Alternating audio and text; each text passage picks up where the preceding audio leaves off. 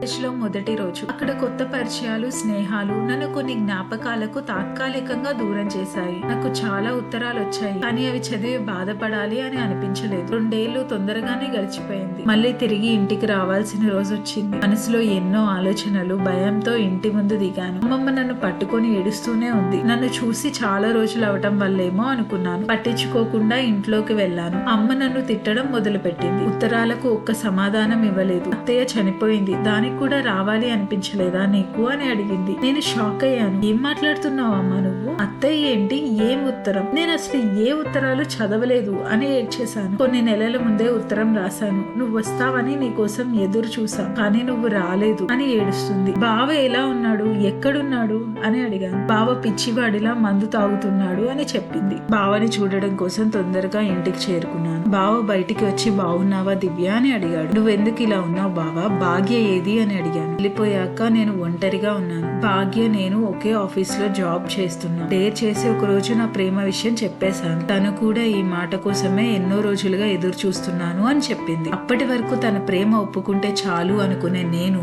తనతోనే జీవితం అనుకున్నాను. ఒక మంచి రోజు చూసి వాళ్ళ అమ్మా నాన్నతో మాట్లాడాలి అని వాళ్ళ ఇంటికి బయలుదేరాను. చిన్నప్పటి నుంచి భాగ్య వాళ్ళ ఇంటికి ఎన్నో సార్లు వెళ్ళాం, కానీ ఆ రోజు మొదటిసారి భయపడ్డాను. కానీ ధైర్యంగా లోపలికి వెళ్ళాను. అంకుల్, నాకు భాగ్య అంటే చాలా ఇష్టం. మీరు ఒప్పుకుంటే తనని పెళ్లి చేసుకోవాలి అనుకుంటున్నాను అని చెప్పాను. అంకుల్, ఏముందని నీకు ఇచ్చి పెళ్లి చేయాలి? నువ్వు ఒక పల్లెటూరి వాడివి. తనతో సమానంగా జాబ్ చేసినంత మాత్రాన నీకు ఇచ్చి పెళ్లి చేస్తారు అని ఎలా అనుకున్నావు అని నా కాలర్ పట్టుకుని కొట్టినంత పని చేశారు. నాన్నల మాటలు విన్న భాగ్య తిరిగి ఒక్క మాట కూడా మాట్లాడకుండా దూరం నుండి అలా చూస్తూ ఉంది. వాళ్ళ నాన్న కాళ్ళు పట్టుకున్నాను. వాళ్ళు కాదు అని తన్నినా బ్రతిమాలాను. ఇవన్నీ చూసిన భాగ్య ఒక్క మాట కూడా మాట్లాడకుండా తన గదిలోకి వెళ్లి తలుపు వేసుకుంది. తర్వాత రోజు ఆఫీస్ కి రాలేదు.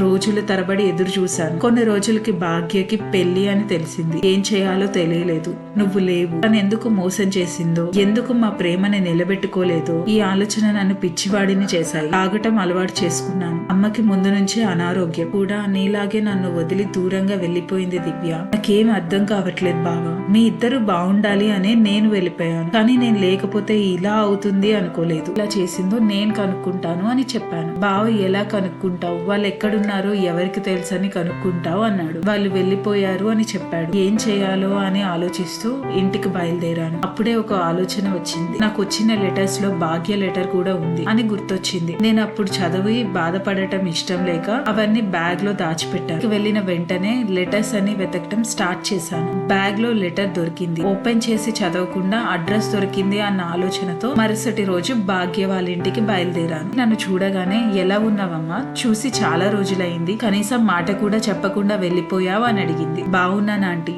భాగ్య ఎక్కడుంది? కనిపించట్లేదు అని అడిగాను. భాగ్య చనిపోయి 5 నెలలయ్యింది అని చెప్పారు. గొంతులో ఒక్క మాట కూడా బయటకు రావట్లేదు. బలవంతంగా మాట్లాడాను. అసలు ఏం జరిగింది అని అడిగాను. భాగ్యకి ఇష్టం లేకుండా పెళ్లి చేశాం. కొన్ని రోజులకి బాగానే ఉంటుందిలే అనుకున్నా, కానీ ఒక రోజు మా అల్లుడు మా అమ్మాయి ఆత్మహత్య చేసుకుంది అని కబురు పంపాడు. ఎవరిని ఎన్నన్నా భాగ్య తిరిగి రాదు కదా, అందుకే అన్ని మర్చిపోవడానికి ప్రయత్నిస్తున్నా అని ఏడ్చేశారు. ఆంటీని ఓదార్చి అక్కడి నుంచి వచ్చేసాను. ఈ విషయం బావకి ఎలా చెప్పాలి, ఏమని చెప్పాలి? అసలు భాగ్య ఎందుకు ఇలా చేసింది? ఇష్టం లేకుండా పెళ్ళెందుకు చేసుకుంది ఎందుకు చనిపోయింది? తెలుసుకోవాలి అనుకుంటే పార్ట్ 3 అని టైప్ చేయండి.